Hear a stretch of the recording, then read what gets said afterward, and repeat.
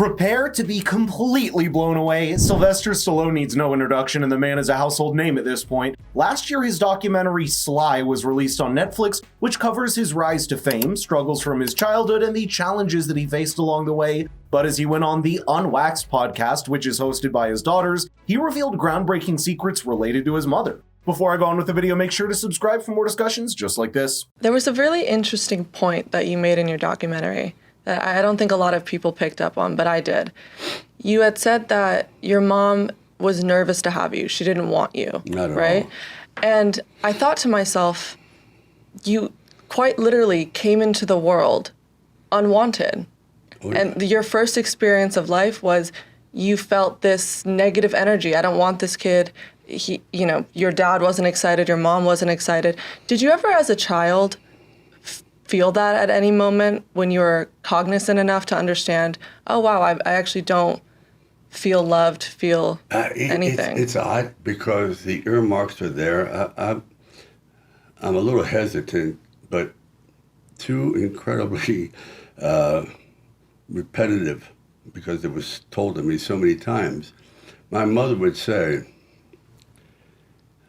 the only reason you're here is because the hanger didn't work. Or bouncing down those steps didn't cause you to get lost. And she said that, truthfully, Sylvester, and believe it or not, they called me Binky because there was a hairbrush called the Binky brush. Mm-hmm. And for some reason, it said Binky. If there was really something wrong with your brain, I would have definitely opened up the window and put you on the windowsill and let you freeze. Because I'd be doing you a favor.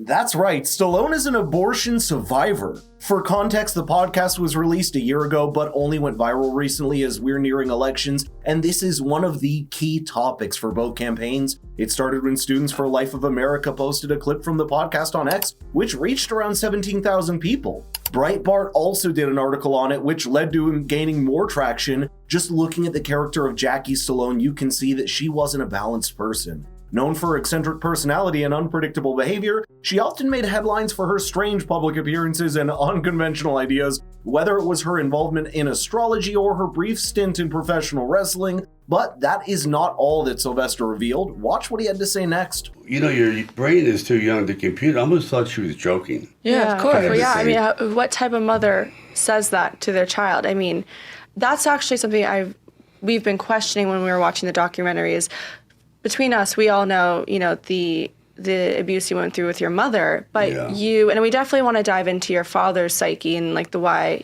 he did the things he did to you and how it affected your, creative process and your future. Right. But what was the decision of leaving your mother out when she had just as much impact on your upbringing as he did? I thought it would be too much for the audience.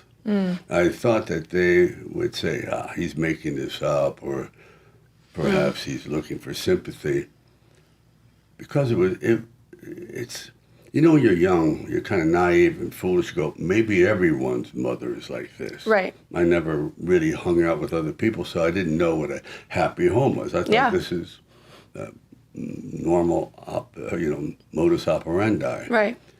But as I got older, I realized there was some critically bad behavior going on, and then as I got older, I realized perhaps they are just a product of their upbringing. Yeah. That is terrible. Growing up with abusive and toxic parents can have long-lasting and devastating effects on a child's mental health, which carries over into adulthood. A toxic environment during formative years can distort a child's understanding of love, trust, and self-worth, leaving deep emotional scars. Children raised in such households internalize negative messages, leading to anxiety, depression, low self-esteem, and an inability to form healthy relationships later in life. In such cases, therapy and emotional support are often required to unlearn harmful behaviors and develop healthier coping mechanisms. Unfortunately, without the proper guidance and support, many people raised in these environments continue to carry the emotional burdens imposed on them by their toxic parents. It's remarkable how Stallone managed to achieve that level of success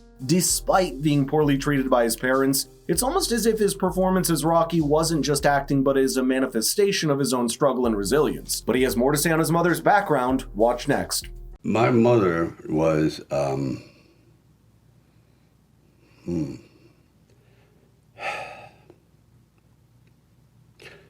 She was a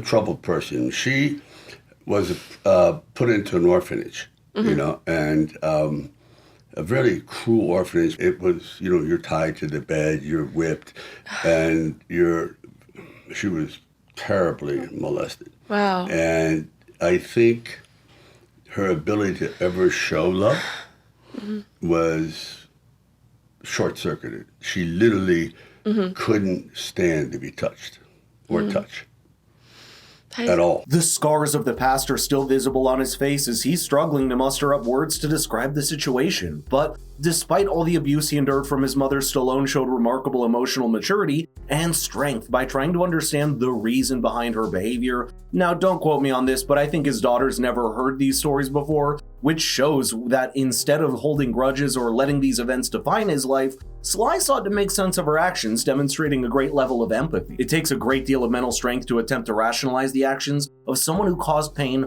particularly when that person is a parent. By doing so, Stallone was able to break the cycle of bitterness and focus on growth and self-improvement. His approach shows the importance of addressing past trauma in a constructive manner, ultimately allowing him to channel his experiences into positive change rather than being consumed by them, which is a common theme we see in a lot of his movies. Despite all of this, one particular event still stings for Stallone. Listen to how it unfolded next. Rocky was your emotional... Rocky's one of the saddest days of my life. Why? When it came out. Because... Here we go. I should put this in some book someday. I was here a year before. I was destitute. I had nothing. I was broke, and it came out, and a miracle happened. And I'm with some of the best films in Hollywood. I'm like, God, I'm in the same category as Best Picture, and these guys are great writers and great Scorsese, just great people. And they gave me a front row seat. And I invited my mother. And she goes, you want me to go with you? I go, I'm up for an Oscar. Yesterday, I was a bum a year ago.